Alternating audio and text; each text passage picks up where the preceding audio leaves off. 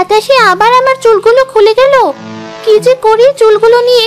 চুলের ক্লিপটা যে কোথায় গিয়ে পড়লো এখন তাও খুঁজে পাচ্ছি না। মিনু পেতনি তো ভুল কিছু বলেনি, সত্যিই তো দেখছি এই মেয়ের চুলগুলো অনেক সুন্দর, এমনকি আমার চুলের চেয়েও। এভাবে যে আর কত ক্লিপ হারাবো তার হিসেব নেই। এখন কি খোলা চুল নিয়ে বাসায় যাব? এই মেয়ে, এদিকে আয়। জি, আমাকে কি কেউ ডাকছেন? আমি আপনার কথা শুনতে পাচ্ছি কিন্তু দেখতে পাচ্ছি না। তোর সামনে থাকা গাছটার উপরে উঠে আয়, তোর চুলের ক্লিপ আমি পেয়েছি। সত্যি বলছেন? আমি তাহলে এখনই আসছি। এত সুন্দর চুল আপনার। তুই মনে হয় প্রথম মানুষ যে শুরুতেই আমার চেহারার দিকে না তাকিয়ে আমার চুলের দিকে তাকিয়েছে, প্রশংসা করেছে।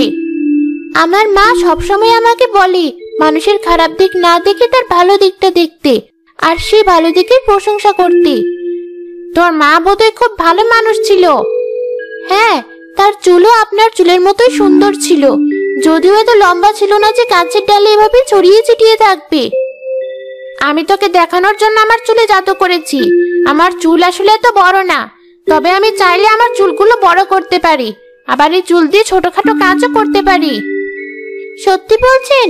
আমিও দেখতে চাই আপনি এই চুল দিয়ে কিভাবে কাজ করেন। দাঁড়া, দেখাচ্ছি। বাহ, চুলটা নিজে নিজেই আমার কাছে এসে ক্লিপ দিয়ে গেল। অবিশ্বাস্য ব্যাপার। এবার আমার চুলের আসল রূপ দেখ। সত্যি হুবহু আমার মায়ের চুলের মতো দেখতে। তোর মা এখন কোথায়? আমি ছোট থাকতেই আমার মা মারা যায়, তারপর আমি আমার ফুপুর কাছে বড় হই, আর এই গ্রামে আমার মামার বাড়ি বেড়াতে এসেছি। ও আচ্ছা, তোর চুলগুলো এত সুন্দর হলো কিভাবে? আমাকে তোর চুলের রহস্য বলবি?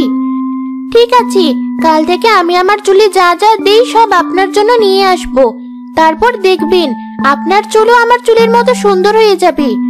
সত্যি? আমি তাহলে কাল তোর জন্য অপেক্ষা করব। আচ্ছা, আজ তাহলে আমি আসি।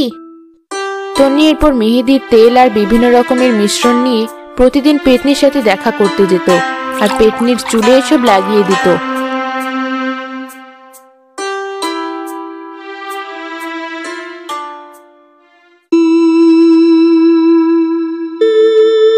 তুমি এসব কি করছো পেতনি? আমাকে বোঝাও তো।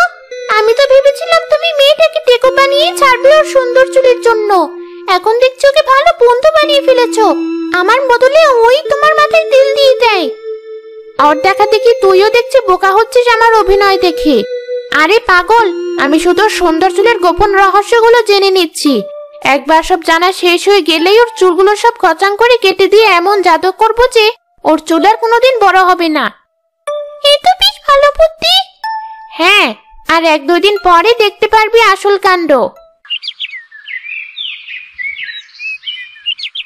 মেয়েটা সকাল সকাল এসব নিয়ে প্রতিদিন কোথায় যায় একটু দেখো তো। আমার কাছে তোর লক্ষণ ভালো ঠেকছে না। কোনো বান্ধবীর বাসায় যায় হয়তো। কিন্তু কোন বান্ধবী, কার সাথে মিশছে ও, সে সম্পর্কে তো আমাদের জানা থাকার দরকার। ঠিক আছে, আমি ওর পিছু নিয়ে দেখছি, তুমি চিন্তা করো না।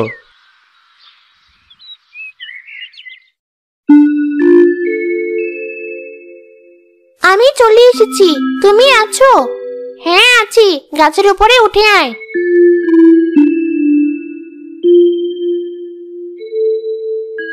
আজকে শেষ দিন, এরপর তুমি নিজে নিজে সব করতে পারবে।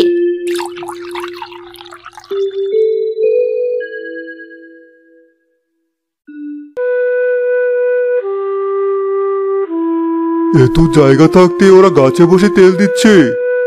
ঠিক বলেছিস, আজকেই শেষ। কি, ওই মেয়েটার চুলে চাকু কেন? আর চাকুটা আস্তে আস্তে আমার ভাগ্নির গলার দিকে যাচ্ছে কেন? কি করি এখন?